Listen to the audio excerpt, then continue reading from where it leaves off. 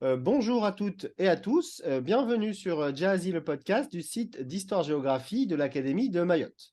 Notre objectif est d'abord d'apporter un éclairage scientifique et pratique en interviewant des chercheurs, des enseignants, spécialistes d'une notion contenue dans les programmes d'histoire-géographie, de MC ou de spécialité.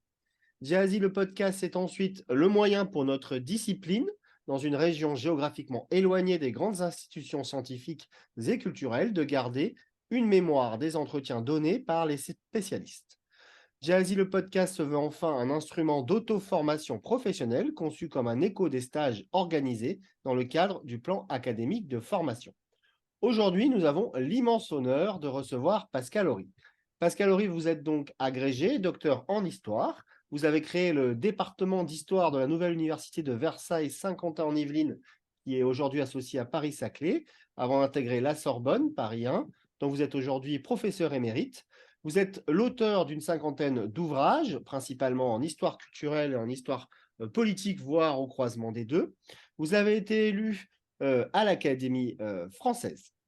Pour animer ce podcast avec moi, comme à l'accoutumée, Monsieur Clément Camouly-Lecran, professeur d'histoire-géographie, formateur académique et chargé de mission d'inspection. Alors, pour débuter ce podcast, Pascal Horry, vous êtes un spécialiste de l'histoire culturelle. Alors, est-ce que vous pourriez nous expliquer justement ce qu'est l'histoire culturelle? Alors, chers collègues, d'abord, merci de votre invitation. Merci à tous les deux.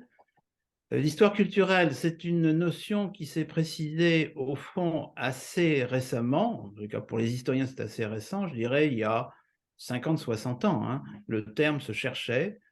On peut faire remonter l'histoire culturelle beaucoup plus haut dans l'histoire. Mais sous cette formulation, on peut dire que c'est à partir des années 70 et 80 que le terme commence à s'imposer, en particulier dans le domaine français. J'ai proposé dans un ouvrage auquel je suis obligé de vous renvoyer, qui est un ouvrage de synthèse assez maniable, j'espère, qui s'appelle «L'histoire culturelle», paru dans la collection Que sais-je, aux Presses universitaires de France, au PUF. J'ai proposé une définition de l'histoire culturelle comme histoire sociale des représentations. Alors ça demande quelques explications. Histoire sociale parce qu'au fond, la démarche de l'historien, c'est d'interroger, d'interpréter les sociétés. Donc on ne peut pas nier que c'est une histoire sociale, alors que souvent on réduit l'histoire sociale à l'histoire des mouvements sociaux ou des classes sociales. Non, l'histoire sociale, c'est effectivement l'histoire des sociétés, mais à travers, disons, un certain type de documents qu'on privilégie. Et dans le cas de l'histoire culturelle, il s'agit de privilégier les représentations. Alors, qu'est-ce qu'on met dans le mot représentation? J'allais dire, on y met aussi bien une équation algébrique qu'une bande dessinée. Tout ça, ce sont des moyens de représenter l'univers, la société, les groupes sociaux, les nations, les organisations politiques. Elles se représentent. En quelque sorte, c'est en deux temps. Vous avez en fait une situation sociale de tous ces objets, mais ça peut concerner aussi les hommes et les femmes, les aînés et la jeunesse, etc. Bon, ils se trouvent en quelque sorte installés dans une société. Mais ce qui intéresse l'histoire culturelle, c'est la manière dont c'est représenté. Représenter, ça peut être effectivement le fait d'un discours savant. Bon, un traité de philosophie, c'est une forme de représentation savante. Bon. Mais je citais tout à l'heure la bande dessinée, ça peut être un opéra, ça peut être un roman, ça peut être un film, évidemment. Ce sont des représentations de la société. Et on le comprend bien si on est soi-même un peu amateur. Si vous êtes par exemple amateur de cinéma, vous comprenez bien que le cinéma, c'est un document extraordinaire pour comprendre une société. Ce n'est pas parce que tel ou tel film serait la reproduction exacte de la société. Ce n'est pas ça qui nous intéresse. Ce n'est jamais la reproduction exacte de la société, même quand ça le voudrait être. En revanche, il y a une manière de jouer avec les objets qui nous entourent, qui peuvent être des êtres humains aussi bien que des principes, des institutions, qui fait qu'on peut parler d'une représentation. Alors ça suppose évidemment qu'on distingue les représentations. Je viens de citer aussi bien un film qu'un traité de philosophie. On imagine bien que ce n'est pas tout à fait avec les mêmes instruments qu'on va aborder ces documents-là, mais ça reste des documents pour l'histoire. Et ça permet aussi de distinguer l'histoire culturelle, parce que c'est parfois la tendance que l'on a, de, par exemple, l'histoire des arts ou l'histoire des sciences. L'histoire culturelle prend, par exemple, les objets artistiques, les objets scientifiques, certains objets intellectuels, etc., mais les resitue dans un certain cadre temporel, spatial, c'est-à-dire que suivant l'époque considérée, suivant la région du monde considérée, il faut reprendre l'analyse de tel ou tel objet en fonction des déterminations de l'époque. Mais au total, la différence avec certaines formes d'histoire de l'art, d'histoire des sciences, c'est que nous resituons toujours ce type de production dans l'époque ou dans le contexte géographique. Je vous donne un exemple, ce que je disais souvent à mes étudiants pour expliquer en un mot l'histoire culturelle, je leur disais, on n'écrit jamais un livre. Ça a été très rare. Bon, non, on écrit un texte. Pour que ça devienne un livre, il faut qu'il rencontre un éditeur, un directeur de collection, un imprimeur, des correcteurs, des libraires, des bibliothécaires, et ça devient un livre. Et je dirais, à la limite, le livre, il existe même sans le public. Il existe. Mais il faut savoir, effectivement, dans quel canal il a trouvé sa place. Si vous abordez le livre comme s'il tombait comme ça des nuages, évidemment, vous feriez des erreurs historiques majeures. Donc, resituer dans le contexte un texte, c'est une démarche typique d'histoire culturelle. Mais vous pouvez appliquer les mêmes principes à des institutions. À ce moment-là, vous faites de l'histoire des politiques culturelles. C'est ce que j'ai beaucoup fait au début de ma carrière. Vous pouvez, au contraire, travailler sur les sensibilités. Je ne sais pas si on pourra y revenir, mais je vous donne un exemple. Vous avez des historiens comme Alain Corbin ou Georges Vigarello qui ont beaucoup travaillé sur le corps et sur les sensibilités corporelles.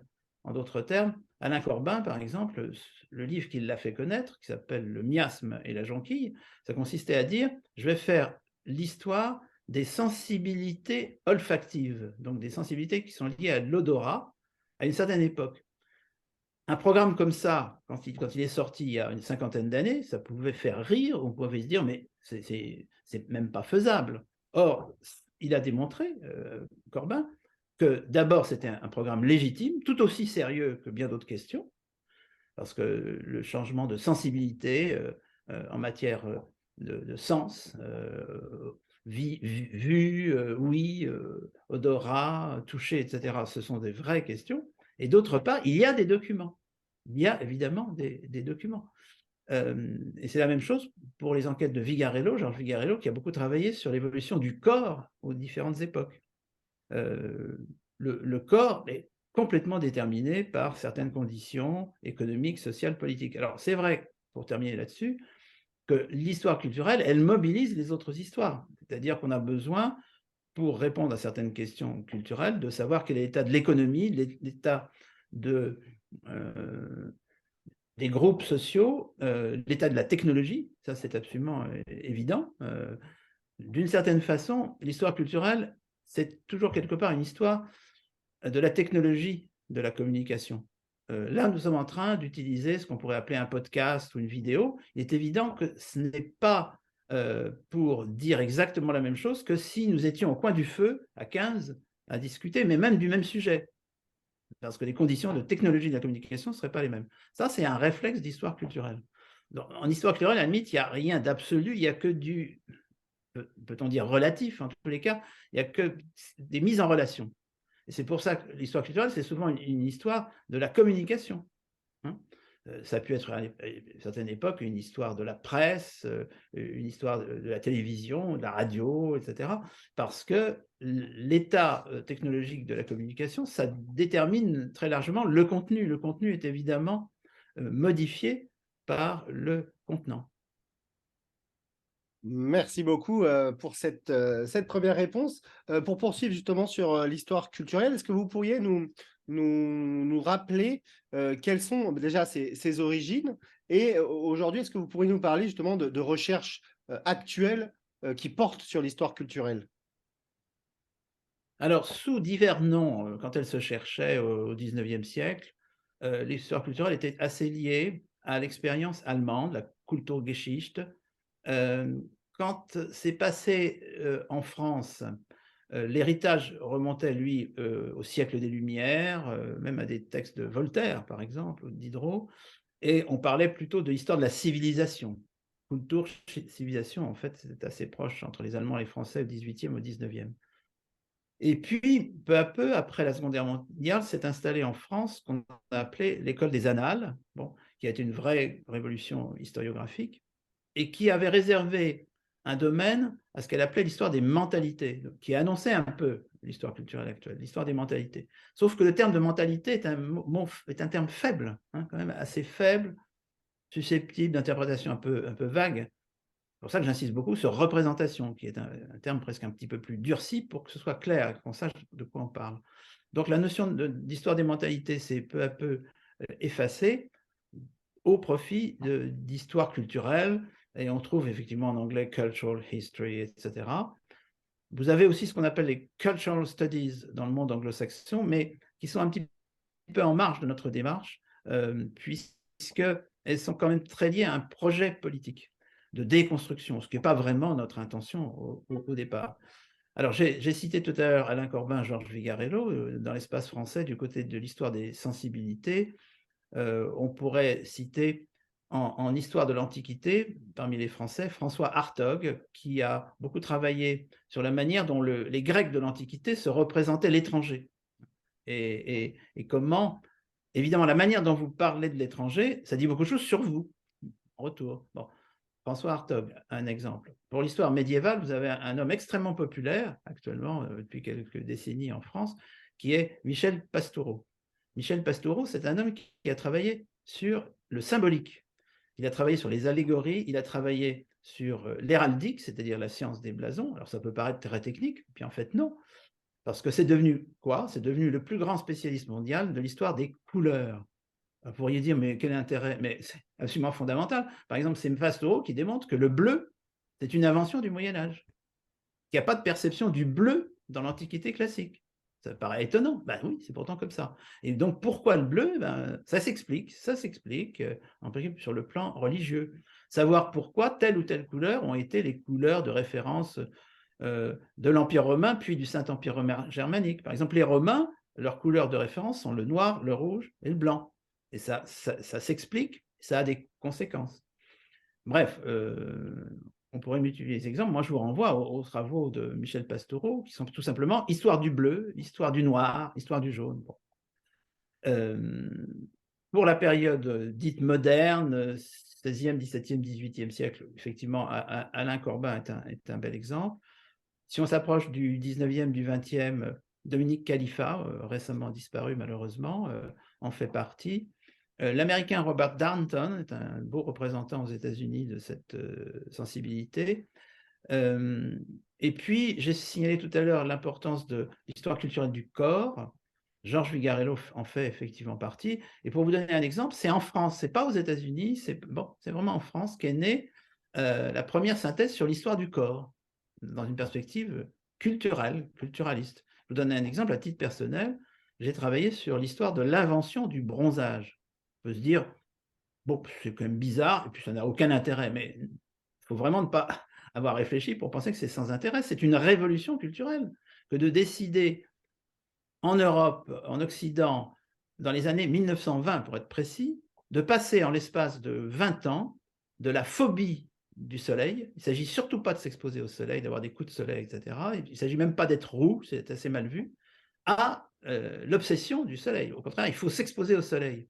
C'est une vraie question. Et qu'est-ce qu'on découvre? On découvre le rôle des médecins, le rôle des premiers sportifs, en quoi l'invention du bronzage, c'est aussi une histoire de la promotion de la femme, etc. Et bien sûr de considérations politiques diverses et variées sur la couleur de la peau.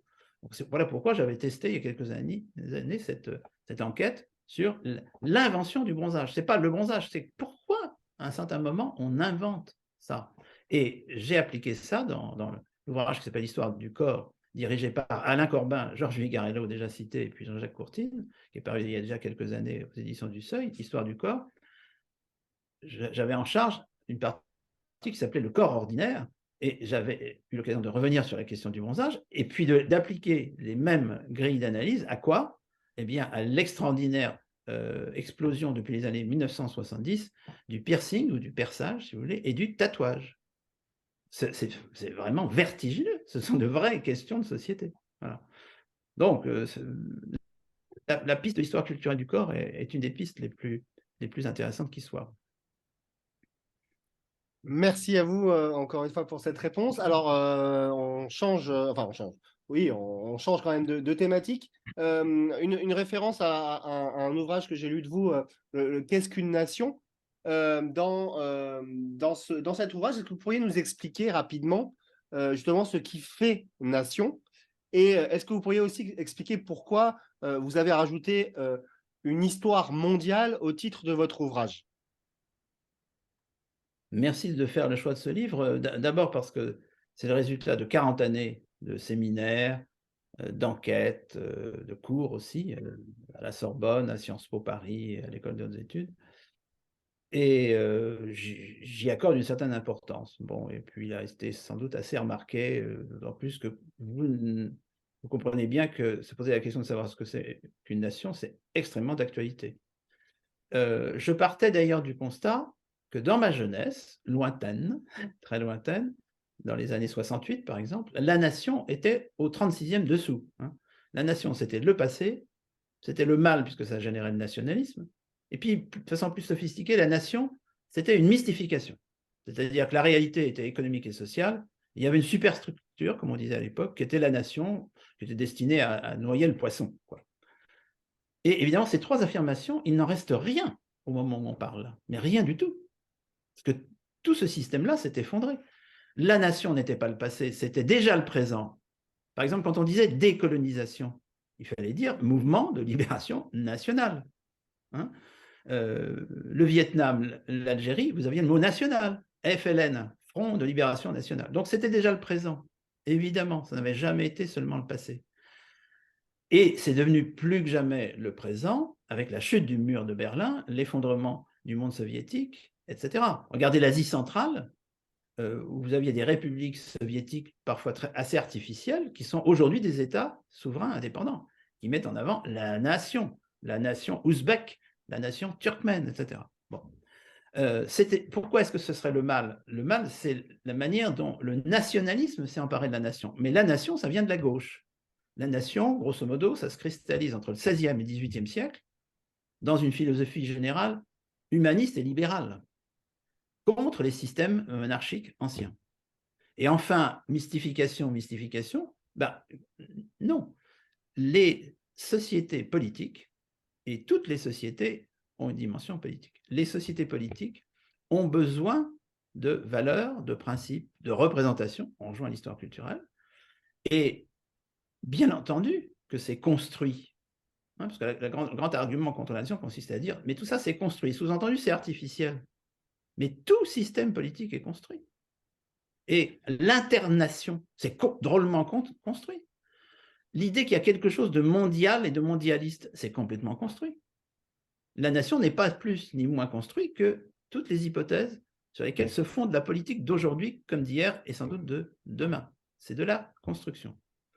Alors, dans ce livre, je donne une réponse à la question. Et effectivement, vous l'aurez remarqué, une partie de la réponse est dans le sous-titre. Il n'y a rien de plus mondial en ce moment, mais c'est vrai depuis le XVIIIe siècle, que le national. Le national est partout. Donc, quand vous cherchez du mondial, vous tombez sur le national. C'est paradoxal, mais il faut réfléchir à ça. Et je donne une définition de la nation. La voici. La nation, c'est un peuple avec un petit p qui devient le peuple avec un grand P. Traduction. Vous avez dans l'histoire du monde des peuples qui se cristallisent peu à peu avec un nom qu'ils se donnent, le nom qu'on leur donne aussi, qui peut être différent à l'étranger. Ça met beaucoup de temps à se cristalliser. Ça se traduit pour des raisons entièrement historiques, un tout petit peu géographiques, mais surtout historiques. Ça donne effectivement un système symbolique, c'est-à-dire plutôt une langue, plutôt une, entre guillemets, religion. Vous mettez des guillemets, parce que qu'est-ce qu'une religion dans l'ancien système? Pas forcément ce qu'on met dans le nouveau système actuel. Donc vous avez comme ça des peuples qui apparaissent, qui disparaissent. L'histoire du monde, c'est le cimetière de milliers de peuples qui ont disparu. Hein, sur ce plan-là, c'est comme ça. Donc ces peuples occupent des espaces, parfois glissent de ces espaces, peuvent être supprimés de la carte. Et c'est ainsi que ça fonctionne depuis des centaines de milliers d'années. De toute façon, ça n'a de sens qu'à partir du moment où on passe de la préhistoire à l'histoire, parce qu'il faut qu'on puisse aujourd'hui conserver des traces sous forme de noms. Voilà. Et évidemment, vous avez une question fondamentale qui a été posée par un philosophe allemand du nom de Leibniz, et que je vous recommande de méditer toutes et tous. Pourquoi y a-t-il quelque chose plutôt que rien? Ben oui, c'est fondamental. Pourquoi actuellement y a-t-il à la surface de la Terre des Ukrainiens, des Biélorusses, des Estoniens et des Russes à peu près dans la même région? Eh bien, ça s'explique par l'histoire. C'est donc drôlement intéressant d'être historien parce qu'on peut comprendre. Je vous signale qu'il n'y a aucune difficulté à comprendre pourquoi il y a des Ukrainiens et des Biélorusses. Si vous me permettez 30 secondes pour l'expliquer, à un certain moment, le XIIIe siècle, les populations russes qui étaient déjà là, autour de Kiev comme par hasard, ont subi une domination extérieure, musulmane principalement, et également animiste, disons turco-mongole, le joug tatar. Ça a donné la Russie moderne, c'est-à-dire que s'émanciper du joug des Tatars, ça a été le travail de ce qui donnera la Russie entre le XIIIe et le XVe siècle. Vous avez dire un film soviétique qui en parle, Alexandre Nevsky. On commence par la Russie sous le joug tatar. Seulement, à la périphérie des Russes de cette époque-là, vous avez deux catégories de peuples, petit p, toujours, on est toujours dans le peuple petit p pour l'instant, on n'est pas encore arrivé au grand peuple, qui réussissent à échapper au joug des Tatars, en se mettant sous un autre joug, hein, bien sûr, mais chrétien. Donc vous avez des princes chrétiens. Vous avez les princes chrétiens au nord, les Lituaniens, les grands-ducs de Lituanie. Ça donne quoi aujourd'hui? Ça donne ce qu'on appelle les Biélorusses. Et puis vous avez ceux qui se réfugient sous la tutelle d'autres princes chrétiens, mais qui sont à l'ouest. Ça donne aujourd'hui ce qu'on appelle les Ukrainiens. Voilà. Donc vous avez au départ une aventure de peuple, mais pour que ça donne une nation, il faut un élément de plus. Il faut à partir du XVIe, XVIIe, surtout XVIIIe, XIXe siècle, là c'est le triomphe au XIXe siècle, il faut quoi? Il faut la proclamation du principe de la souveraineté du peuple. Complètement révolutionnaire, la souveraineté populaire. Et à partir de ce moment-là, vous avez ces gens qui sont en train de devenir des Biélorusses et des Ukrainiens ou des Estoniens qui se réveillent et qui se disent, mais après tout, nous devons prendre le pouvoir en tant que Est ou Estonien, en tant que Biélorusse, en tant qu'Ukrainien, en tant que ceci, en tant que cela. Et à ce moment-là, effectivement, vous avez les conditions réunies pour que se constitue une nation. Les conditions, après, vous avez des circonstances qui font que ça ne marchera pas. À l'heure actuelle, sous nos yeux, vous avez les Ouïghours en Chine. On peut dire que le pouvoir central chinois est assez efficace pour maintenir la domination sur les Ouïghours. Et vous avez beaucoup de cas où le mouvement national échoue. Donc il n'y a rien de fatal en histoire. Hein. Mais en revanche, là où vous avez eu des États-nations, aujourd'hui 95% des États à l'ONU sont des États-nations, ils ont suivi un processus qui est parfois pacifique, hein, complètement pacifique, comme la Norvège, parfois extrêmement violent, pour prendre leur indépendance. Mais, bien entendu, ça suppose qu'il y ait environ 5% des États à la surface de la planète qui ne sont pas des États-nations, qui fonctionnent encore à l'ancienne. Le plus bel exemple, c'est l'Arabie saoudite. L'Arabie saoudite, comme son nom l'indique, ce n'est pas du tout un État-nation, c'est un État dynastique, pour ne pas dire la propriété d'une famille saoud. Et ça, on est dans l'Ancien Régime, quand il y avait un empire ottoman, c'est-à-dire des sultans qui étaient des descendants d'Othman. Et ça, c'est 3, 4, 5% de... Il y a une région qui n'est pas sans intérêt dans l'océan Indien, qui s'appelle Oman. Oman est un peu encore dans cette perspective-là. Je connais un peu le sultanat d'Oman à titre personnel. Bon, ben, ouais. On a quand même là un État relique qui s'est modernisé à sa façon, en jouant d'ailleurs sur la tradition. Ça, c'est une autre affaire. Donc voilà, les États-nations triomphent un peu partout, mais d'une certaine façon, les candidats à l'indépendance sont plus nombreux que ceux qui seront éligibles. Quel est l'avenir des Québécois? Quel est l'avenir des Écossais? Quel est l'avenir des Catalans en tant qu'État-nation indépendant? Personne ne peut le dire. En attendant, c'est passionnant de voir comment, peu à peu, ces systèmes politiques ont créé une culture nationale. Bien entendu, une culture nationale. Et pour terminer, je dirais que face aux grands enjeux de notre époque, chaque époque a des grands enjeux, il ne faut pas imaginer qu'on soit dans une situation particulière. Hein. Mais prenez le cas de l'enjeu écologique. il est évident que ce sont les cultures nationales qui répondront. C'est-à-dire que vous imaginez bien que face à l'hypothèse d'une catastrophe écologique, vous n'aurez pas exactement le même cheminement en Islande et en Corée du Nord, par exemple, ou en Érythrée. Voilà. Merci On pourrait beaucoup. dire bien d'autres choses sur les nations. Hein, D'accord. Bah, en tout cas, merci beaucoup pour cette réponse. Pardon, je vais y arriver. Alors, autre question sur dans la liste de vos ouvrages. On ne pouvait pas ne pas en parler en vous recevant. C'est évidemment la question de la bande dessinée. Alors, est-ce que vous pourriez nous définir déjà ce qu'est la bande dessinée historique? Et autre question, alors un petit peu taquine, hein, désolé. Est-ce qu'on doit vraiment prendre au sérieux aujourd'hui la bande dessinée historique? Alors, chers collègues, si vous me posez la question, c'est que vous savez que pendant une quarantaine d'années, j'ai été critique de bande dessinée.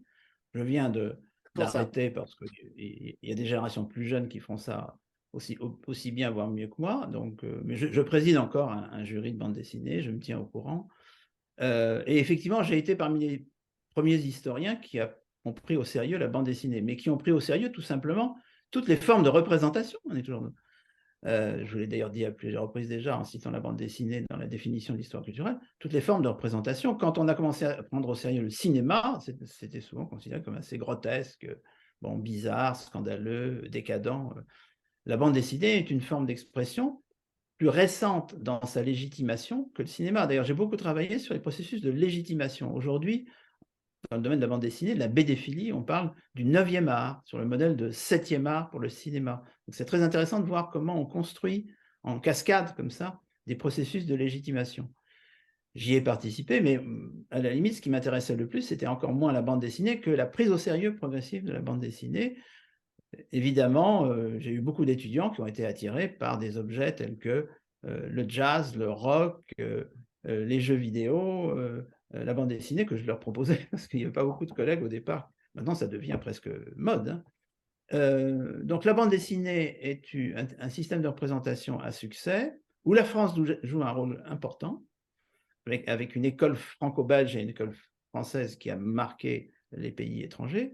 Grosso modo, la France, je ne dis pas fait jeu égal avec les États-Unis, ce n'est pas la question, mais en tous les cas, joue un rôle important dans la définition d'un art de la bande dessinée. Et c'est la France qui, il faut le savoir, dans le domaine du cinéma, du jazz, de la bande dessinée et de quelques autres, a inventé ce qu'on pourrait appeler la philie, c'est-à-dire l'intérêt savant pour ces objets-là. Ce n'est pas parti des États-Unis. Ce n'est pas aux États-Unis qu'on s'est intéressé au cinéma ou au jazz en premier. C'est en France. Hein, j'insiste, ce n'est pas aux États-Unis. Et pour la bande dessinée, c'était un peu en Italie et un peu en France. Donc tout ça, c'est tout à fait passionnant. La bande dessinée dite historique, ce n'est qu'une partie de la question. Hein. C'est-à-dire que, évidemment, la bande dessinée devenant majeure, s'est intéressée à tous les domaines qui intéressaient déjà le roman ou le cinéma. Il y avait un roman historique, il y avait un cinéma historique. Bon. J'avais distingué il y a très longtemps, il y avait très peu de textes là-dessus, la bande dessinée historique, la bande dessinée historienne. Je vais dire par là que vous avez, c'est très simple à voir quand vous voulez acheter des bandes dessinées, vous avez des bandes dessinées à costume qui se situent dans une période historique. Bon, ce sont des bandes dessinées historiques. Vous avez aussi beaucoup de bandes dessinées qui se veulent un peu pédagogiques et qui veulent traiter en images séquencées, sérielles, des sujets historiques. Je ne mettrai pas les deux catégories en superposition exacte. Hein. C'est intéressant de faire la distinction. Moi, je remarque que d'ailleurs, aujourd'hui, les bandes dessinées, même historiques, sont souvent accompagnées de dossiers. Hein, de dossiers très documentés pour vous expliquer comment on a abordé cette période.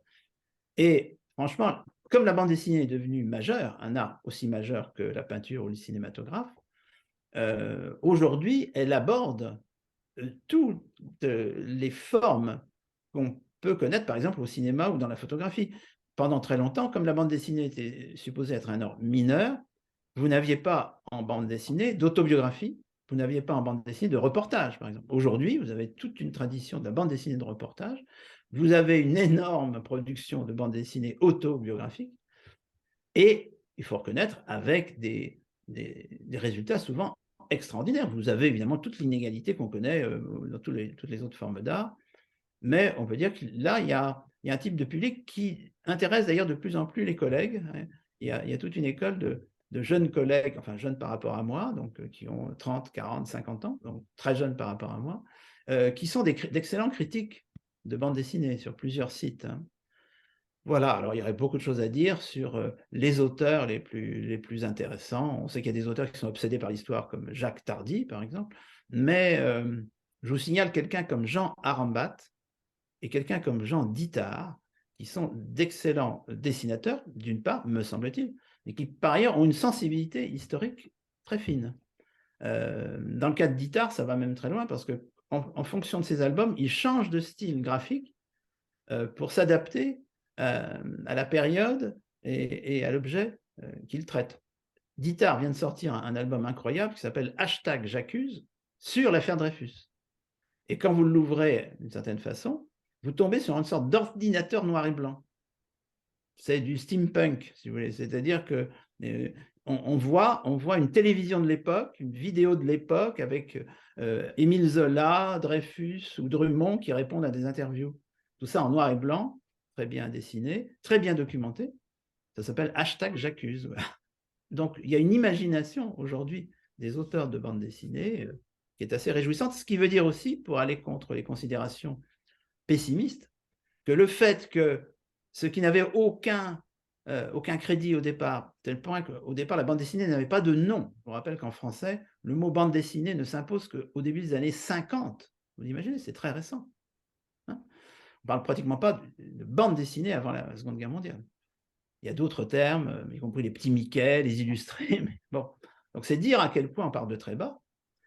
Et évidemment, quand on s'est mis à dire « mais il faut prendre ça au sérieux, il y a des auteurs, il y a des écoles, l'école belge, l'école ceci, l'école cela », certains ont ricané en disant « mais c'est une plaisanterie ». Or, le résultat de ça, c'est que l'exigence des artistes, des scénaristes de bande dessinée a monté. Elle ne s'est pas effondrée, elle a monté. Et évidemment, parce qu'on les prenait de plus en plus au sérieux. Voilà, ça rend donc relativement optimiste. Merci pour toutes ces références et merci pour ces réponses. J'irai voir avec grand plaisir toute cette nouvelle référence. Alors, vous l'avez compris, derrière nos fonds d'écran, il y a une notion aussi qu'on aimerait aborder avec vous, c'est l'antisémitisme. Alors, est-ce que vous pourriez nous donner déjà une définition de ce qu'est l'antisémitisme et est-ce que vous pourriez faire de manière synthétique nous expliquer pourquoi cette haine du juif elle est présente depuis l'Antiquité? Alors, si vous me posez la question, c'est que j'ai publié récemment un ouvrage qui s'appelle « De la haine du juif » aux éditions Bouquin. Alors, c'est un ouvrage de synthèse, ce n'est pas un ouvrage très épais, mais ce n'est pas non plus un essai, c'est un historien qui l'écrit, donc je ne suis pas en train de dire ce que je pense comme ça, non. Mais il est vrai que je propose une hypothèse, voire même une thèse, qui suppose qu'on me suive sur une ou deux étapes du raisonnement. En d'autres termes, je parle de haine du juif parce que c'est la forme la plus neutre. On va y revenir, mais antisémitisme et antijudaïsme, déjà, c'est plus connoté, c'est plus limitatif. Donc, partons de l'hypothèse qu'il y a des formes de haine du juif repérables dans la documentation, et repérables d'ailleurs déjà dans l'Antiquité classique autour de la Méditerranée, repérables, ça c'est encore plus classique, au Moyen-Âge, mais aussi dans les temps dits modernes, après le Moyen-Âge. Au XIXe siècle, vous avez des documents derrière vous qui l'indiquent. J'ai cité l'affaire Dreyfus tout à l'heure, on est à la fin du XIXe. Et puis vous avez effectivement reproduit aussi, Clément, la couverture d'un livre que j'ai consacré à un journal pour enfants français, dont on peut dire que c'était un journal nazi qui a été publié avec de l'argent allemand, mais fait par des dessinateurs et des scénaristes, des journalistes français pendant l'occupation, et qui était entre autres antisémite. Bon. Bref, on peut repérer, mais il ne faut pas tout mélanger. Et en particulier, on ne peut pas parler d'antisémitisme avant le XIXe siècle, que ce soit bien clair. Avant, on peut parler d'anti-judaïsme, et ceci, d'après la thèse que je défends, mais enfin, je crois que c'est assez argumenté, depuis l'apparition du christianisme. Tout simplement parce que vous avez un destin d'un peuple parmi tant d'autres peuples. Vous voyez, tout à l'heure, je vous parlais des peuples avec un petit p. C'est un peuple avec un petit p, le peuple qu'on va qualifier d'hébreu pour simplifier. Ce n'est pas un peuple très important à la surface de la Terre, géographiquement parlant. C'est un peuple qui a des vicissitudes, c'est-à-dire qu'il a des hauts et des bas. Il est soumis à de puissants voisins, mais c'est la règle universelle. Vous avez des peuples qui sont soumis, envahis, soumis, qui se libèrent, qui ne se libèrent pas. Ce n'est pas particulier aux Hébreux. Ça se déroule autour, en particulier de Jérusalem, de Samarie. Ce n'est pas particulier aux Hébreux. Il se trouve qu'à un certain moment, les élites hébreux vont se retrouver pas complètement déportés. Il ne faut pas imaginer que c'est la déportation des nazis. Ce n'est pas du tout comme ça que ça se passe. Mais c'est une manière de contrôler les élites. Et d'ailleurs, les premiers qui s'attaquent aux Hébreux sont culturellement très proches des Hébreux. Les Assyriens sont des cousins des Hébreux. C'est pas, voilà. Donc, on ne peut pas utiliser le terme d'antisémitisme qui suppose une différence raciale. Non, pas du tout. Donc, ces vicissitudes font qu'à un certain moment, la culture qui va devenir la culture juive, et plus seulement hébreu, va se développer dans une forme d'exil. Mais il y aura une fin de cet exil, et quand les Grecs, après Alexandre, et les Grecs hellénistiques, arrivent dans la zone, quand ensuite les Romains, ça, tout le monde peut quand même vaguement le savoir par ce texte qui s'appelle les Évangiles, on voit bien qu'il y a des Romains et des Hébreux dans un drame commun. Quand les Grecs et les Romains arrivent, et même avant eux, les Perses, eh bien, les Juifs sont inclus dans une histoire générale, ne font pas l'objet d'une persécution particulière. Il y a des incidents, mais il y a des incidents entre communautés. Que je sache, il y a des incidents entre communautés dans tous les pays du monde, à toutes les époques, c'est plus ou moins violent. Rien qui fasse sortir les Juifs du lot commun. Il se trouve simplement qu'à la lumière de ce qui s'est passé ensuite, à partir du 3e, 4e, 5e siècle de l'ère chrétienne, et jusqu'à nos jours, on a plaqué ce qui s'est passé ensuite sur ce qui se passait avant, en disant, vous voyez, il y a déjà des incidents avec les Juifs. Mais non, absolument pas. Tout simplement parce qu'on est dans une société qui est polythéiste, donc qui n'est pas monothéiste. Et vous me direz, mais les Hébreux, qui sont en train de devenir les Juifs, sont monothéistes. Ben oui, mais ça ne pose pas de problème particulier à des polythéistes. C'est ça qu'il faut comprendre. La manière d'être juif, c'est bizarre, c'est de croire en un seul Dieu. Mais c'est leur manière d'être juif. Ce n'est pas quelque chose de scandaleux pour le polythéiste de base. La preuve, c'est que les Grecs et les Romains intègrent ça dans leur perspective. Et que d'ailleurs, les élites juives deviennent grecques, parce que les Grecs sont les dominants, et même romaines. Et vous avez un moment quand même important, qui est toujours cité quand on veut dire, bah oui, c'est la grande catastrophe juive qui commence, c'est la chute de Jérusalem, avec Titus, futur empereur romain, qui fait le siège de Jérusalem. Et effectivement, les Romains s'emparent de Jérusalem, qui est en révolte. Et on peut dire, ben voilà, on a la preuve que les Romains détestaient les Juifs. Mais pas du tout. Parce que Titus, à cette époque-là, a pour compagne une grande princesse juive, qui est la fameuse Bérénice. Le général romain qui assiège Jérusalem est juif, etc., etc. C'est une opération de maintien de l'ordre des Romains face à des radicaux. Alors, utilisons des termes d'aujourd'hui pour se comprendre. Vous avez des radicaux juifs qui, là, on peut comprendre leur logique, veulent chasser les Romains. Mais ils sont d'une certaine façon minoritaires, mais surtout, de toutes les façons, les Romains les attaquent non pas en tant que juifs, puisqu'ils ont des juifs parmi eux, les Romains, mais en tant que radicaux en révolte contre le pouvoir central. Donc, il faut reconsidérer toute cette histoire-là, seulement après la chute de Jérusalem, à la fin du 1er siècle.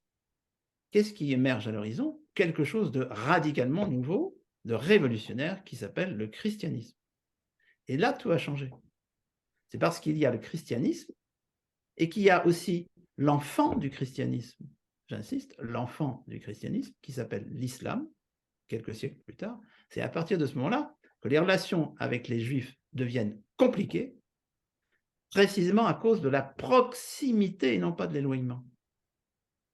Et vous imaginez bien qu'un peuple, considéré comme peuple élu par lui-même, mais aussi par certains textes de la Bible, qui refuse de reconnaître successivement le Christ, Jésus-Christ, comme le Messie que certains juifs attendaient, qui refusent de se convertir ensuite à l'islam, ça provoque une crispation.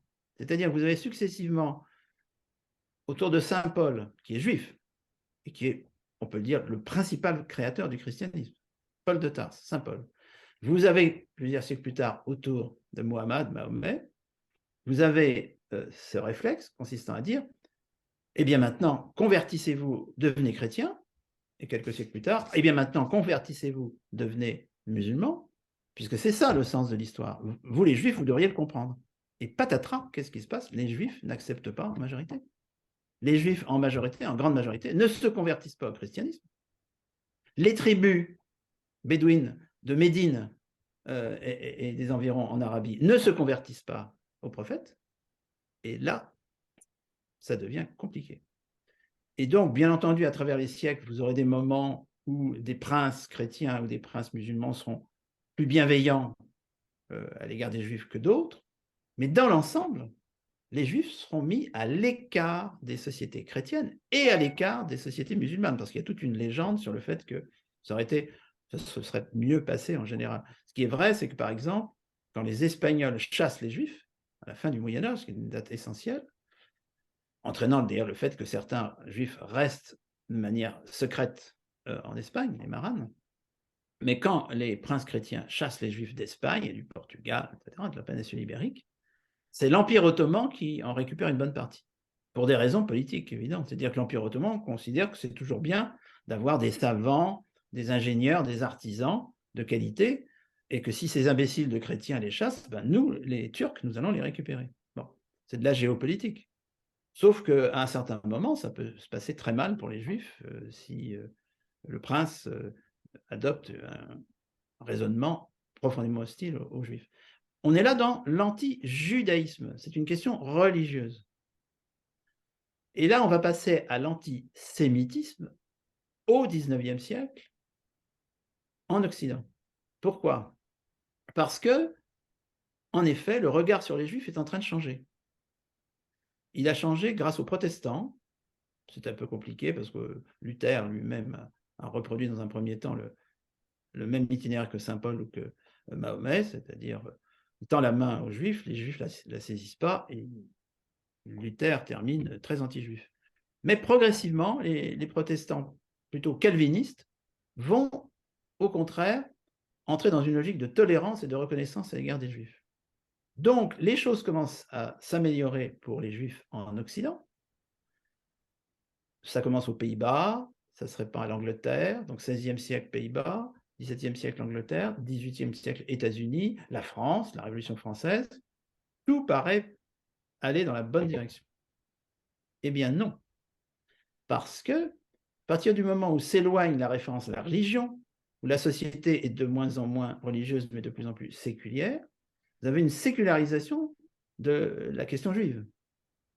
Dire question juive, c'est déjà considérer que les juifs sont à part. Hein. C'est un mot piégé, question juive. Il y a une question anti-juive, il n'y a pas de question juive. Il y a une question juive pour les anti-juifs. Donc au XIXe siècle, peu à peu, la référence religieuse s'affaiblit, elle ne disparaîtra jamais, évidemment, jusqu'au jour où je vous parle, mais il y a des espaces où le religieux ne régit plus. C'est théoriquement la science, avec un grand S, qui régit. Et qu'est-ce qui se passe? Un regard scientifique invente les races. Au même moment, d'ailleurs, on invente les classes. Hein. C'est à peu près à la même époque, dans les années 1820 et 1830. Et parmi ces races, certains, qui sont des héritiers de l'anti-judaïsme religieux, disent « Ah, mais il y a une race juive. » Et ça pose un problème parce qu'ils ne sont pas assimilables, etc. Ça, c'est l'antisémitisme. Le mot sémite affirme la lecture, non pas religieuse, mais scientifique de la haine du juif. La haine du juif, on n'a plus besoin, pour simplifier, pour détester les juifs, de croire en Dieu. On peut détester les juifs désormais dans un monde sans Dieu. C'est ça l'antisémitisme. Ce qui va donner, par exemple, l'antisémitisme allemand, avant même les nazis et Hitler, et il faut quand même voir à quel point c'est vertigineux de penser que l'Allemagne est un des pays les plus modernes du XIXe siècle, les plus modernes du XXe siècle, avec une science, avec une philosophie, avec un art extrêmement sophistiqué, et on voit se développer une haine du juif moderne en particulier pseudo-scientifique, qui s'appellera l'antisémitisme. Tout ça se termine apparemment bien au prix de plusieurs millions de morts avec l'échec d'Hitler, 1945. Donc on peut dire, comme on le disait tout à l'heure à propos du XVIIIe siècle, ah, là c'est bon, la bienveillance, la tolérance, l'égalisme va l'emporter. Eh bien non, parce qu'après la Seconde Guerre mondiale, vous avez la création de l'État d'Israël. Et que donc, pour des raisons géopolitiques, la haine, alors qui est la haine du sioniste, bien sûr, c'est-à-dire de celui qui a un projet politique de réinstallation du peuple juif à Sion, Jérusalem. Mais enfin, la haine du sionisme, qui peut, dans certaines circonstances, glisser à la haine du juif, solidaire du sioniste, non pas réapparaît, mais a une nouvelle raison de se cristalliser. Et c'est à ce moment-là qu'on voit que, par exemple, il y a une tradition de droite, entre guillemets, dans les pays chrétiens, une tradition catholique ou protestante conservatrice qui déteste le juif, mais vous aurez aussi une tradition socialiste, par exemple, dès le 19e siècle, mais qui, après la chute du fascisme, va se transférer dans, disons, l'anti-impérialisme, Israël étant à ce moment-là considéré comme un État impérialiste. Donc, d'une certaine façon, la haine du juif ne disparaît jamais complètement. Il y a eu des hauts et des bas. On peut dire qu'il y avait eu un bas après la Seconde Guerre mondiale, oui, clairement. À l'heure actuelle, on peut dire que c'est quand même sérieusement remonté. Et comme je suis historien, je ne suis pas en train de distribuer les bons et les mauvais points. Hein. J'essaie d'expliquer pourquoi il ne faut pas mélanger anti-judaïsme religieux et antisémitisme moderne, prétendument scientifique. Et j'essaie d'expliquer pourquoi, alors qu'on pourrait penser que la tolérance, la bienveillance va l'emporter sur cette question-là comme sur beaucoup d'autres, hein, eh bien, non. Non. Il y a des éléments de géopolitique, il y a des éléments philosophiques, il y a des éléments économiques aussi, qui font que on peut retrouver des formes de haine du juif, y compris évidemment au moment où je vous parle. Très bien, merci pour cette réponse extrêmement détaillée. Alors, est-ce que vous pourriez nous expliquer cette phrase qui est tirée de votre dernier ouvrage? Il n'y a pas de question juive, mais une question anti-juive assurément. Parce que moi, il me semblait que pourtant, il existait depuis le XVIIIe siècle, notamment en Allemagne, cette fameuse question juive, Judenfrage, Judensache. Alors, est-ce que vous pourriez rapidement revenir sur sur l'apparition de cette notion? Alors là, je suis en train de préciser, c'est un peu comme pour qu'est-ce qu'une nation, quels sont les bons termes de la discussion, c'est tout. Alors on peut ne pas être d'accord avec moi, j'essaie de clarifier les termes.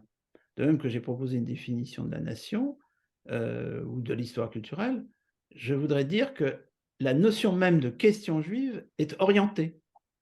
Dans une société qui serait une société qui oublierait ce type de distinction et surtout de hiérarchie entre les meilleurs et les plus mauvais, il n'y a pas de question juive.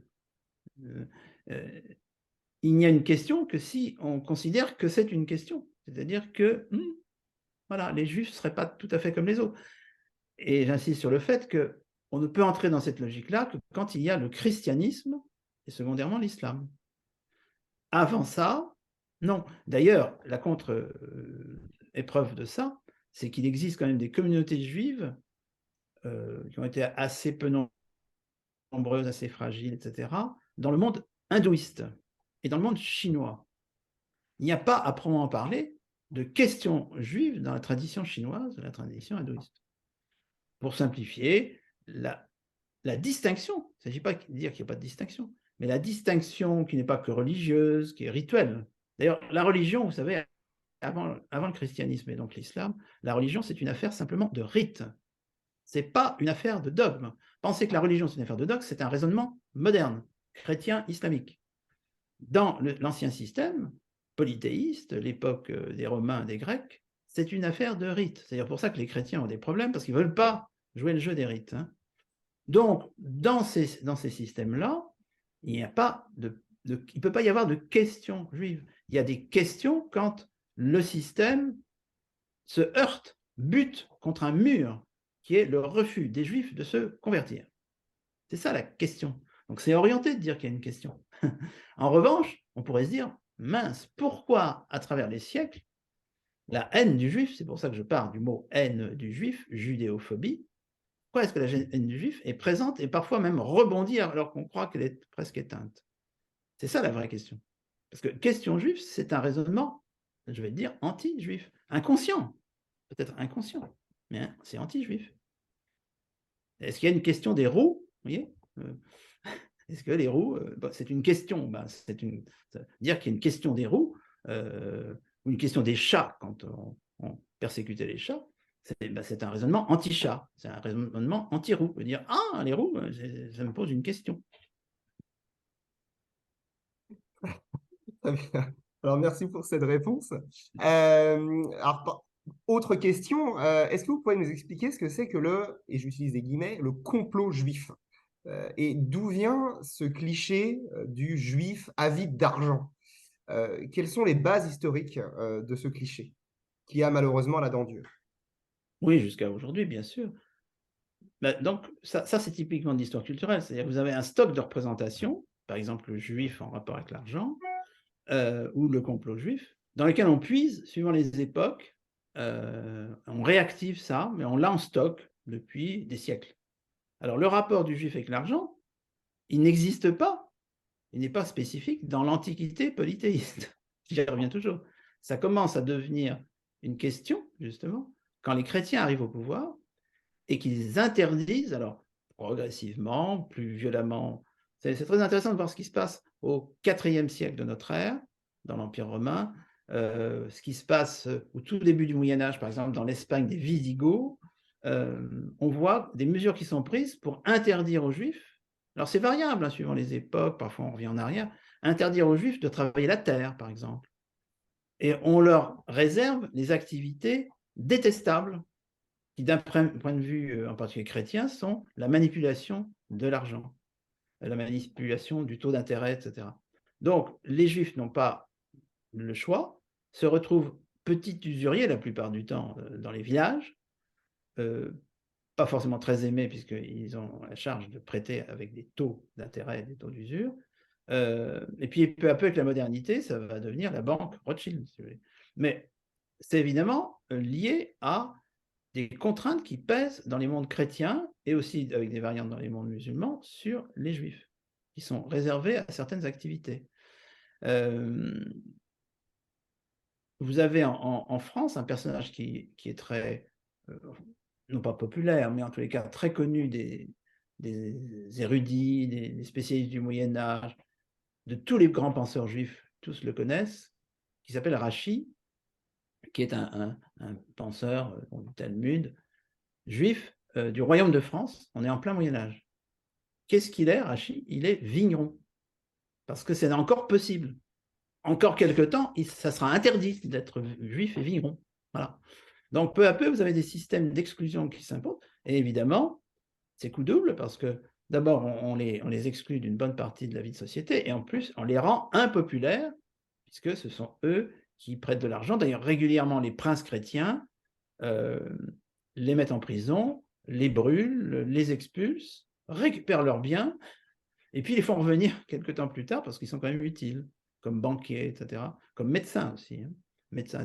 Les papes sont assez protecteurs, d'ailleurs, en réalité, hein, par rapport aux princes. Le destin des Juifs est un peu moins mauvais dans les États du pape que dans les États chrétiens standards, etc. Donc voilà, pour ce qui est du... Quant au complot, c'est plutôt la forme, justement, antisémite, 19e, moderne. Vous entrez dans des sociétés où il y a une forme de démocratie. Et vous avez l'idée que derrière la démocratie, il y a les antidémocrates qui, en fait, tirent les ficelles, qui manipulent des marionnettes. Et là, ça vaut pas seulement pour les Juifs. Vous avez un grand historien, le premier grand historien qui s'intéressait à la judéophobie s'appelait Léon Poliakov. Je l'ai connu personnellement, il a d'ailleurs préfacé Le Petit Nazi illustré. Et Léon Poliakov a été le premier à découvrir ça parce que c'était génial.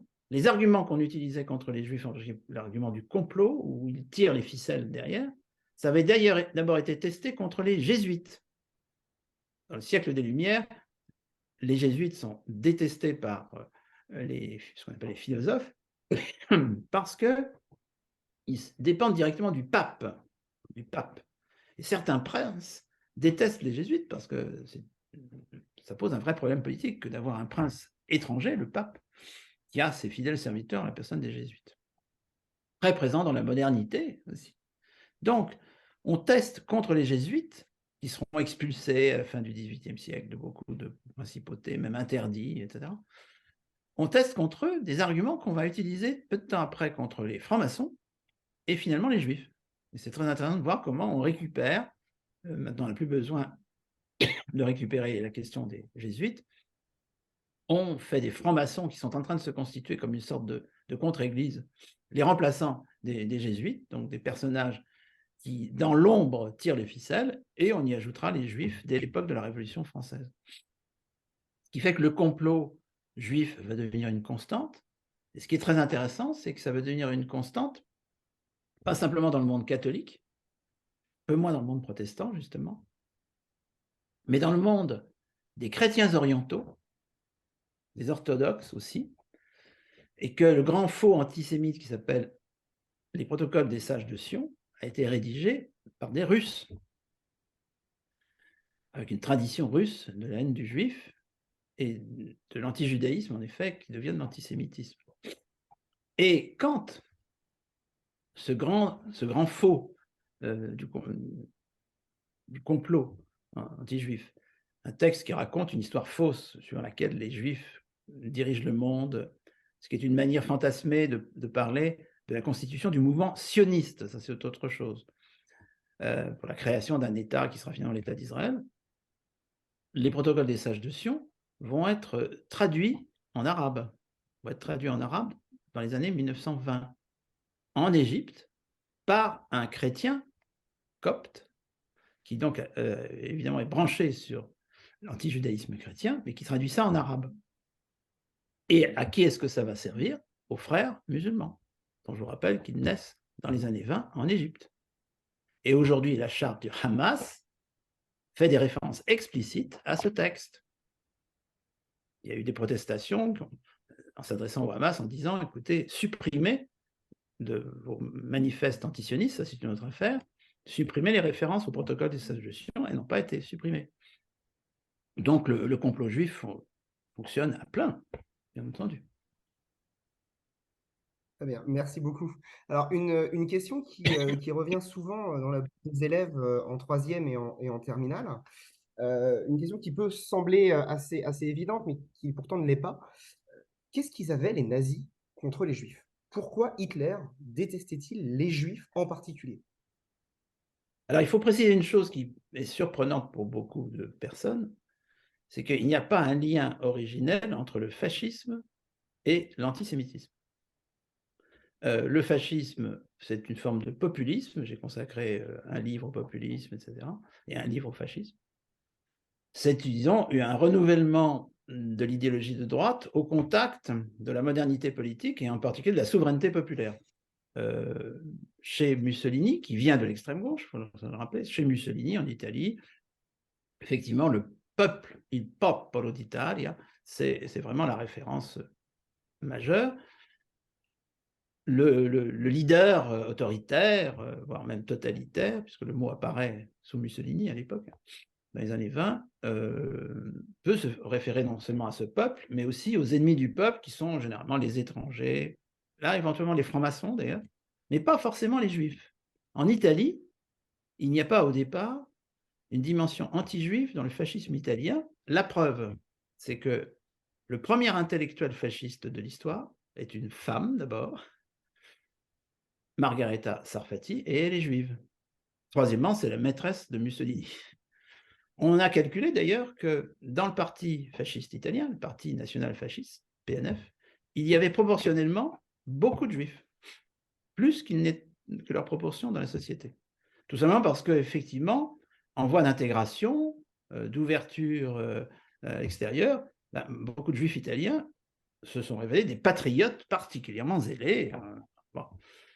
Donc, il n'y a pas un accouplement automatique avec l'antisémitisme. En revanche, avec Hitler, oui, dès le début. Parce qu'Hitler, lui, élabore une forme de fascisme d'influence austro-hongroise. on est dans l'Europe centrale, où là, il y a un vieil antisémitisme extrêmement répandu, extrêmement populaire, auquel adhère Hitler dès le début.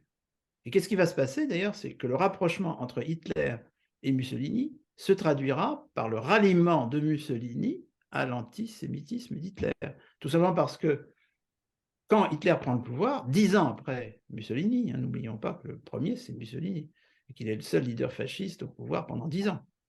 Mais quand Hitler prend le pouvoir 10 ans plus tard, en 1933, peu à peu, le rapport de force géopolitique entre l'Italie et l'Allemagne bascule au profit de l'Allemagne. Et Mussolini, en quelque sorte, peu à peu, se rallie, non seulement géopolitiquement parlant, 1939-1940, c'est le ralliement de Mussolini à la stratégie internationale de l'Allemagne. Alors, ce n'était pas évident en 1934-1935, mais le basculement a eu lieu à partir de 1935, à propos de l'Éthiopie, d'ailleurs, comme par hasard. Et d'autre part, le ralliement de Mussolini à l'antisémitisme, et l'Italie fasciste va prendre des mesures antisémites à partir de 1937. Donc c'est très intéressant de voir évidemment cette sorte de ce qu'on appelle acculturation, où l'idéologie fasciste italienne se colore de manière nazie. Ce qui est intéressant aussi, c'est de voir que ceux qui, à travers le monde, vont devenir des collaborateurs des nazis, ne sont pas tous anti-juifs au départ. En France, des gens comme Marcel Déat, qui vient de la gauche, socialiste, bon, mais pas spécialement antisémite, mais ils le deviennent pratiquement tous quand ils deviennent collaborateurs des nazis. Très bien, merci beaucoup. Alors, vous le voyez derrière moi, donc j'ai une illustration du petit nazi illustré, qui fait référence effectivement à cette fameuse revue, Le Téméraire. Et du coup, j'aimerais juste qu'on puisse parler peut-être 2 minutes de la politique antisémite de l'État français pendant la Seconde Guerre mondiale. Alors déjà, petite question, est-ce qu'il vaut mieux dire régime de Vichy, État français? Et puis du coup, quelle était sa politique antisémite?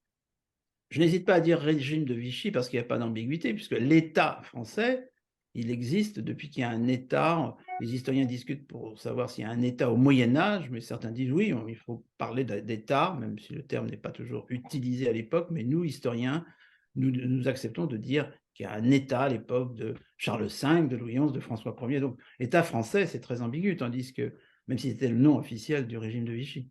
Je fais remarquer une chose, c'est même assez significatif qu'on oublie de le faire remarquer. Aujourd'hui, on est très préoccupé, et non sans raison, pour des raisons éthiques, etc., de la dimension antisémite du régime de Vichy.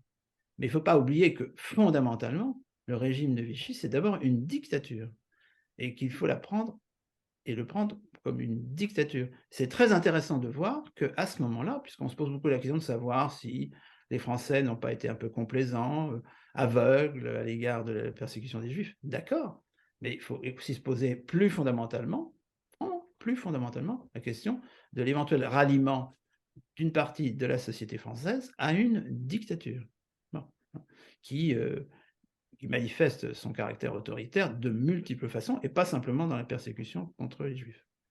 Ceci posé, les premières mesures antisémites, clairement là, antisémites prises par Vichy, le sont sans aucune demande allemande. Sans aucune demande allemande.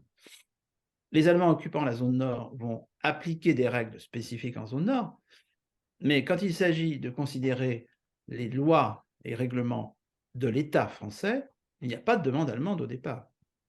Donc le statut des Juifs de 1941, le premier en 40, le second en 41, mais les deux statuts des Juifs qui ne font plus qu'un seul statut, sont des initiatives entièrement françaises sans demande allemande. C'est ce que, par exemple, l'historien américain Robert Paxton avait bien montré en travaillant sur les archives allemandes. Parce que c'est une chose de travailler sur ces questions-là en se limitant aux archives françaises, mais il faudrait quand même savoir ce que savent et ce que disent les Allemands. Et les premiers historiens français qui ont travaillé sur Vichy ne lisaient pas l'allemand ou ne se sont pas préoccupés des archives allemandes. C'est là qu'on se rend compte que même les Allemands peuvent à un certain moment être surpris du zèle de certains Français pour dire mais vous savez, nous sommes aussi anti-juifs que vous, quelque part. Donc, il y a une part de responsabilité intellectuelle. Je laisse de côté la responsabilité morale, puisqu'il ne faut pas trop mélanger les fonctions. Je ne suis pas ici un prêtre, un pasteur ou un imam qui prêche. Donc, j'essaye de voir les logiques des différents acteurs. L'acteur Pétain, l'acteur Laval, différent d'ailleurs, l'acteur régime de Vichy va très vite considérer que c'est sa mission de, on peut dire, persécuter les Juifs. Voilà. Donc c'est quand même très intéressant, c'est que c'est un héritage de l'antisémitisme français. Après, ce qui est clair, vous savez, avec tous ces débats autour de Éric Zemmour et compagnie qui reviennent régulièrement à savoir, mais au fond, est-ce que Vichy n'a pas protégé les Juifs français?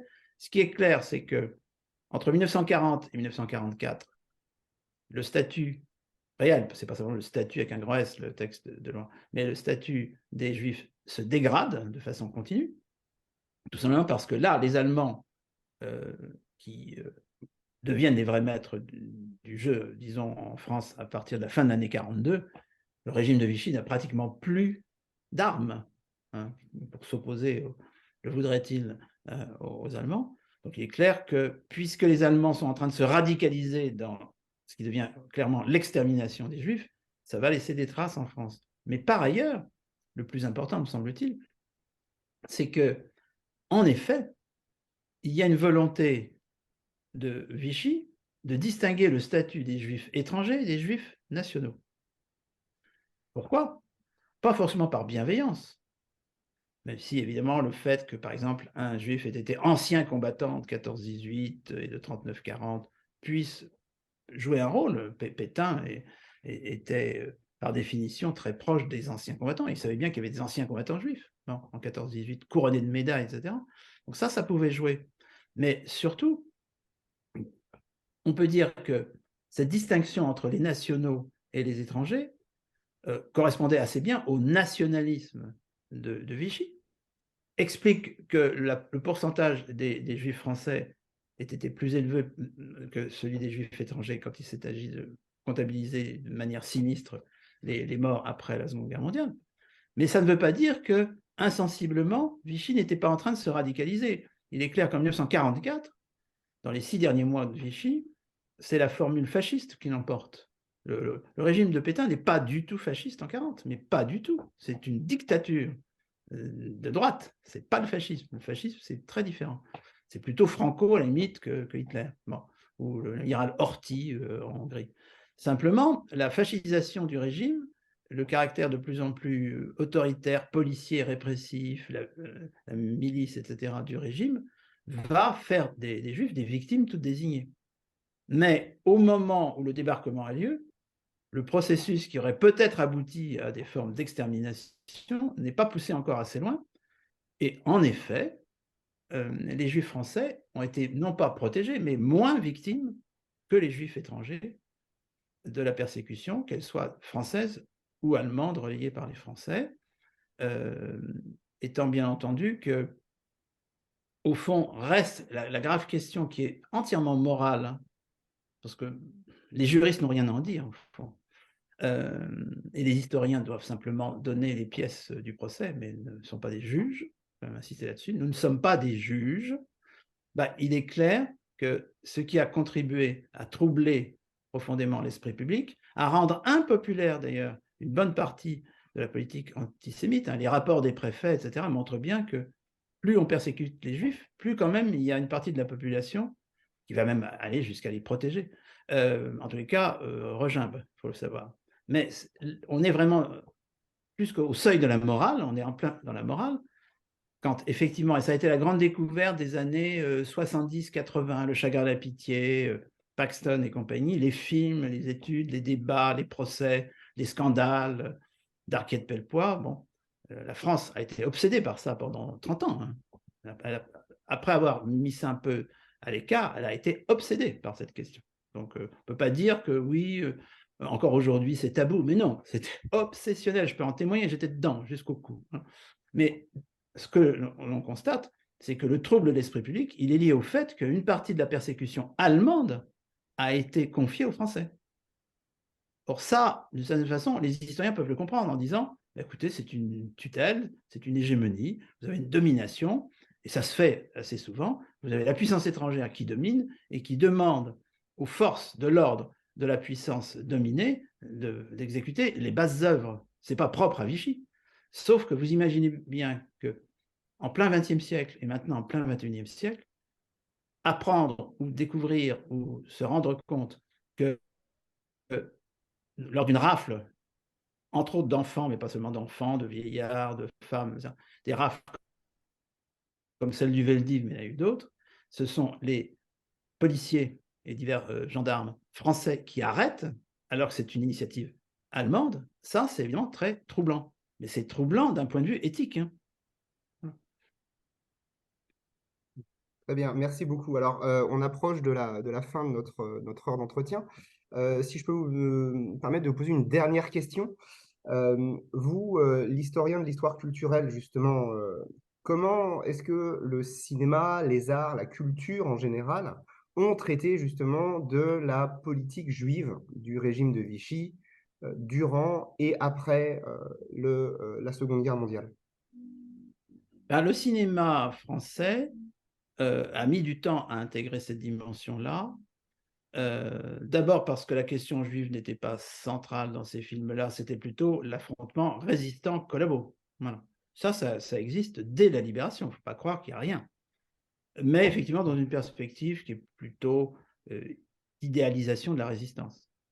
Dans les années 50, quand on commence à s'éloigner, il y a un regard déjà plus critique sur la société française sous Vichy, mais ce ne sont pas vraiment les Juifs qui sont dedans, justement, ce n'est pas l'élément essentiel, mais pensez à un film comme La Traversée de Paris, avec Jean Gabin, etc., qui donne, on est au milieu des années 50, hein, donc 10 ans seulement après la fin de la guerre, qui donne une image des Français pas très positive. C'est un film français avec des grands acteurs français. Donc déjà, il y a des choses qui se passent, sauf que le général de Gaulle revient au pouvoir, quelques années plus tard.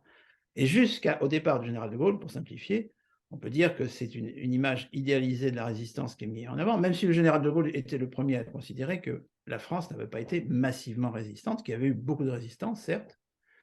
Et maintenant, on sait qu'il y a beaucoup de justes, comme on les appelle, avec un J majuscule, qui ont protégé les Juifs. Mais enfin, ce n'est pas un mouvement de masse, bien sûr. Simplement, le temps passe. Les survivants de la persécution, d'ailleurs les survivants aussi de la persécution du côté des persécuteurs comme des victimes, commencent à mourir. Moi, j'en étais le témoin puisque j'ai travaillé sur ces questions-là avec les dernières victimes, les premiers chercheurs, etc. Le général de Gaulle perd le pouvoir en 69 et meurt l'année suivante. Peu à peu, les nouvelles générations ouvrent les placards, interrogent. Et à ce moment-là, ça se sent dans le cinéma, comme d'ailleurs dans le roman. Personnellement, ce sont les romans de Patrick Modiano qui avaient joué un rôle important pour moi. Et là, on est à partir de 68 jusqu'au début des années 70. Et puis, vous avez ce documentaire extraordinaire qui est Le chagrin et la pitié, qui d'ailleurs aborde la question juive, mais pas de façon centrale, simplement qui reprend le dossier de la responsabilité des Français dans tout ça. Lacombe Lucien, qui est une fiction, etc.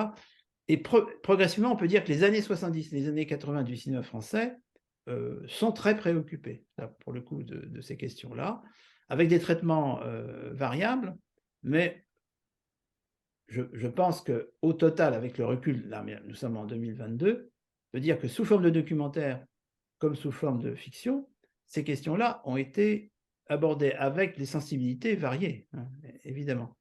On peut dire que c'est relativement tardif par rapport aux années 40. On dit souvent que les Américains, sur la guerre du Vietnam, ont tourné des films plus tôt que les Français sur la guerre d'Algérie, etc. Oui et non, on peut quand même en discuter. Aujourd'hui, je pense que ce sont d'autres questions d'ailleurs qui sont mises en avant. Par exemple, qu'en est-il des soldats africains pendant la Première ou la Deuxième Guerre mondiale? Bon, on sent bien que la sensibilité à l'esprit du temps modifie progressivement le regard. Je crois que pour l'essentiel, le cinéma français, il faut penser aussi aux séries télévisées. Donc la production audiovisuelle française est maintenant à peu près au niveau qu'on peut en attendre si on considère qu'il faut tenir compte et des ambiguïtés et des équivoques, mais quand même aussi des fortes responsabilités, au moins des institutions publiques françaises. Il ne faut pas oublier qu'une des grandes raisons de la collaboration, c'est que, et ça c'est la grande question française, l'État de Vichy c'est situé dans la continuité de l'État républicain d'avant, c'est-à-dire que vous avez eu une vraie révolution, hein, Pétain parlait de révolution nationale, vous avez eu un changement de valeur, mais dans une continuité, avec un vote du Parlement. Pétain ne prend pas le pouvoir par un coup d'État, il y a un vote du Parlement. Et la France est un vieux pays d'État, de continuité d'État. Ça a joué un rôle dans l'attentisme, voire dans la collaboration. Et ça, c'est évidemment plutôt, à mon avis, la vraie question qui est posée par le cinéma, mais peut-être pas de façon encore assez sophistiquée, oui. Très bien. Alors, merci beaucoup pour toutes vos réponses. Et du coup, je laisse la parole à Vincent pour la conclusion. Et oui, merci Pascal Horry pour cette heure d'échange. C'était complètement passionnant, limpide sur tout ce que vous avez abordé avec beaucoup de références. Merci encore beaucoup de votre intervention. Vous retrouverez donc cette vidéo sur le site académique d'histoire-géographie de l'Académie Mayotte qui s'appelle Jaazi. Merci à toutes et à tous de nous avoir regardés / écoutés. À bientôt. Au revoir. Et merci pour votre invitation. Merci. Au revoir.